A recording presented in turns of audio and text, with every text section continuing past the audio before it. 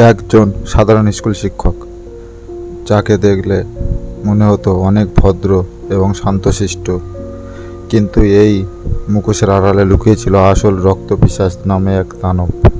নাম মোহন কুমার, কর্ণাটকের বাসিন্দা। পেশায় ছিলেন একজন স্কুল শিক্ষক, তাই স্কুলের তরুণীদেরকে মিথ্যে প্রতিশ্রুতি দিত যে আমি তোমাকে বিয়ে করব, এর বদলে আমাকে কোনো কিছুই দিতে হবে না তোমাকে।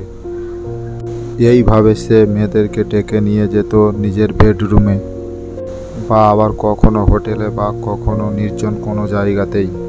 আর ওই নির্জন জায়গাতে মেয়েটির হাতে তুলে দিত একটা ওষুধ, বলতো এটা গর্ভনিধারক, আর সেই ভেবে খেয়ে নিত তরুণীরা।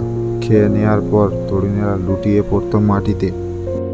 এরপর মোহন কুমার মেয়েটির সকল সোনাদানা, টাকা পয়সা এবং মোবাইল ফোন নিয়ে নিত, আর মেয়েটিকে ফেলে আসতো কোনো এক ফাঁকা জায়গাতে।